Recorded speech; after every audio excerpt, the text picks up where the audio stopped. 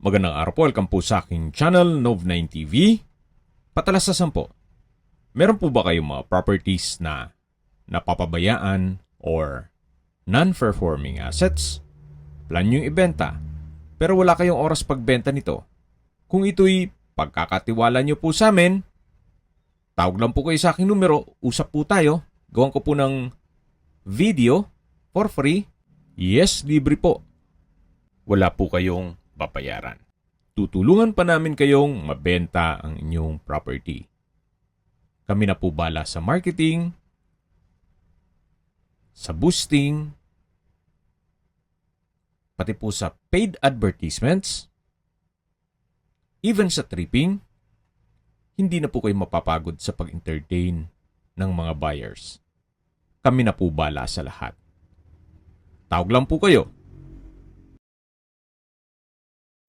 Nandito po tayo ngayon sa Indang, Cavite kung saan meron po tayong bagong video presentation. Isang developed farm property na may lot area na 1,153 square meters. Fully fenced na po ang buong property at ito'y nasa mataas na lugar. Ang estimated elevation above sea level ay 1,606.9 feet. Napakatahimik po ng lugar, sariwa ang hangin at malamig po ang klima. Malayo na rin po ito sa 14 kilometers danger zone ng Taal Volcano. Dito po sa loob ng property ay meron pong nipa hut, playground, bonfire, basketball, half court, warehouse, greenhouse, fruit-bearing trees, at marami pa pong iba. Kung sakali pong ma-acquire itong property, pwede po itong maging income generating. Swimming pool na lang po ang kulang dito. Pwede nyo pong ilagay dito sa may greenhouse. Napaganda po ng setup. Pwede nyo po itong i-convert sa private farm resort o staycation business. Yan po yung unang kubo o nipa hut. At sa likod po niyan ay yung concrete fence na mataas naman po ang bakod nito. Ito po yung kubo, maayos pa naman po siya. At dito po sa paligid ay meron na rin pong mga ornamental plants at carabao grass. Yan po, napakaganda po, napakaaliwalas po nitong area o itong property. Dito naman po yung sitting area. Meron pong outdoor umbrella.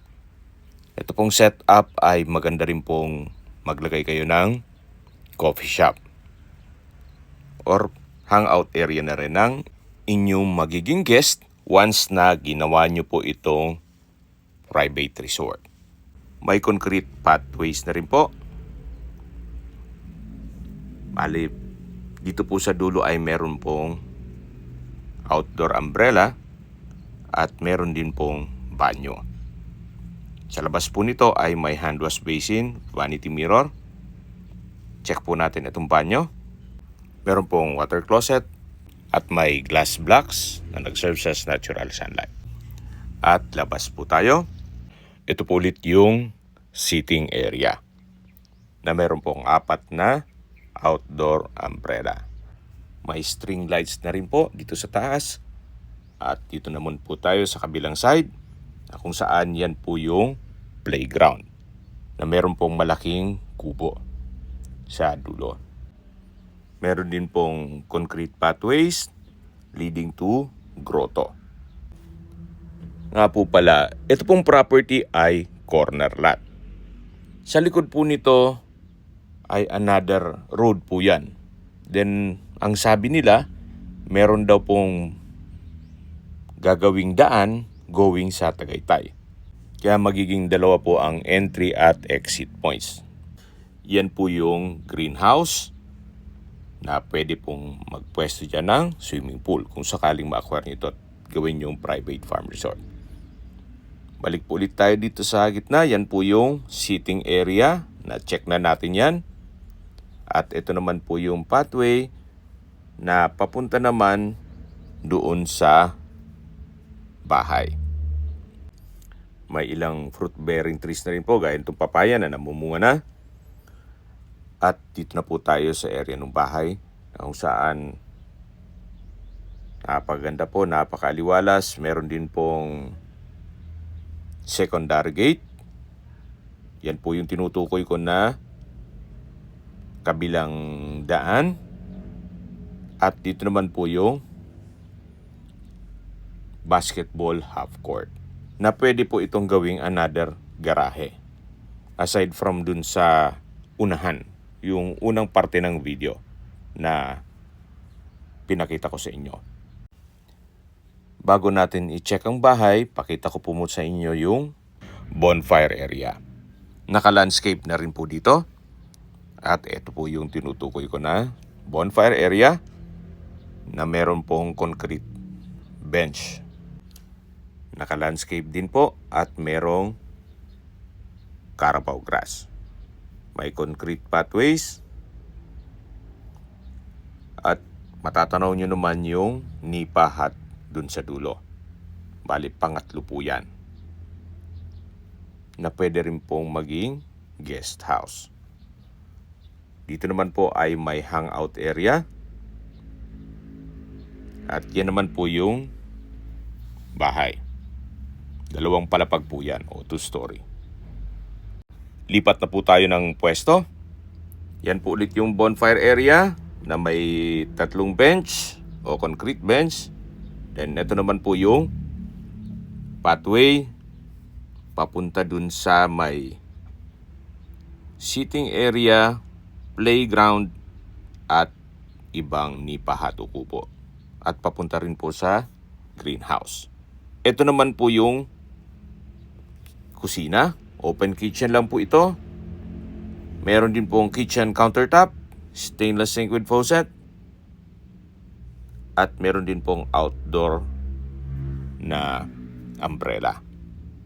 Naka-landscape na rin po dito sa area na to. At yan na po yung bahay. Parang freebies na lang po yan. Gawa ng binebenta ito ni owner sa murang halaga. Mamaya po sa dulong parte ng video pag-usapan natin ang distance, location, travel time pati presyo nito. Sa harapan po nito may pathway, then carabao grass, may garden set at yan po yung outdoor umbrella. Na meron pong tables and chairs. Hindi na po maiiwasan ang komento ng maliit ang bahay. Kaya po nang sabi ko sa inyo, parang freebies na lang po ito. Medyo malaki na rin yung nagastos nila sa pag-develop nitong area. Welcome po dito sa munting bahay ni Ma'am at Sir. Meron pong sliding glass window, naka-tile flooring, may 4-seater table and chair, may refrigerator, at sa dulo po ay may countertop. Yan po yung hagdan papunta sa taas. High ceiling na rin po siya. At maayos naman ang pintura ng ceiling at wall. Ito po yung tinutukoy ko na kusina o formal kitchen na may kitchen countertop, stainless sink with faucet, at dito naman po yung toilet and bath. Meron din po itong urinal, naka-tile bathroom wall, at may bathroom window.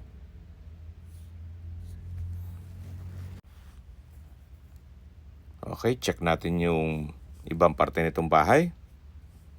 Yan po yung sliding glass window na may blinds. Meron din pong sliding door. Ito po yung staircase window. At dito na po tayo sa hagdan. Samahan niyo po ako, akyat po tayo. At nandito na po tayo sa second floor. Ito pong kabilang side ay pwede pong gawing family area. Meron din po itong customized glass window na kung saan napakaganda po ng view. Matatanaw dito buong property. Silipin po natin. Ito po yung tinutukoy ko. Napakaganda, napakaaliwalas. Yan po ang buong 1,153 square meters. Corner lot po yan. at nakabakod na po buong property. Tungkol naman sa dokumento nito, ito po'y titulado, buhay po ang may-ari, kaya wala po kayong magiging problema sa documentation o sa transfer ng title. Yan po yung wall, sa wali po yan, at ito naman po yung kwarto. May sliding glass window with blinds, double deck, at cabinet. Yan po yung kwarto dito sa bahay. At bababa na po tayo. Habang pababa po tayo ay pag-usapan na natin ang distance, location at travel time. Mula po sa Indang Mendez Road o sa mismong highway, ang distance is 2.2 kilometers at ang travel time is 4 minutes. Mula naman po sa East-West Road, ang distance is 5.3 kilometers at ang travel time is 8 minutes. Mula naman po sa Mendez Specialist Hospital, ang distance is 11 kilometers at ang travel time is 18 minutes. Yan po yung lagi kong binabanggit sa inyo na dapat nyo i-consider sa paghanap ng property ay yung meron pong malapit na hospital. Hindi ko naman po sinasabing sakitin kayo. Yan naman po for emergency purpose lang naman. At mula naman po sa Tagaytay, ang distance is 11 kilometers at ang travel time is 20 minutes. Opo, napakalapit lang po nito sa Tagaytay. Actually, mas malamig po dito. Gawa ng hindi pa ganun ka-crowded ang area. Maisingit ko lang po, yan po yung kubo na meron pong kwarto na pwede po ninyong gawing guest house. May maliit na balkonahe. May center table. At maayos pa naman po ang bubong itong nipa. Yan naman po yung kwarto. Malaki naman po ang espasyo.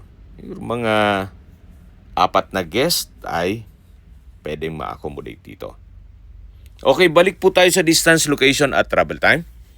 Mula naman po sa Calax Aguinaldo exit, ang distance is 21 kilometers at ang travel time is 31 minutes.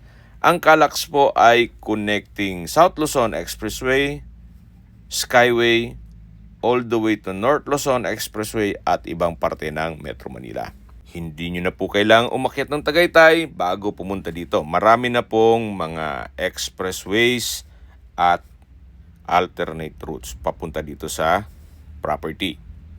Mula naman po sa Manila o sa airport, ang distance is 56 kilometers at ang travel time is 1 hour and 29 minutes. Okay, recap lang po sa mga nag-skip ng video. Ito pong property ay nasa Indang, Cavite. May total lot area po ito na 1,153 square meters. Corner lot, titulado, buhay po ang may-ari. At dito po sa loob ng property ay meron pong 3 nipahat o kubo.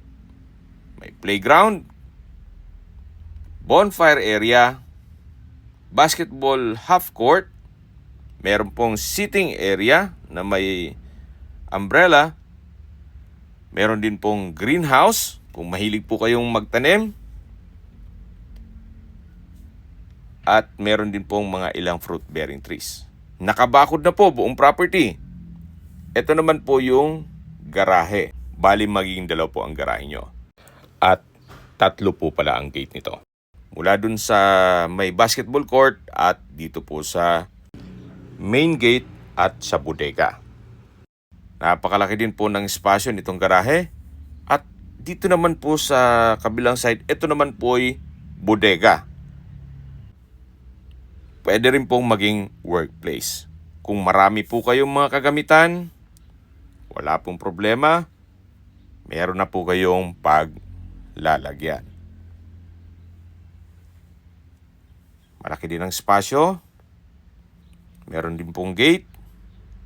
Yan po yung corner side ng property.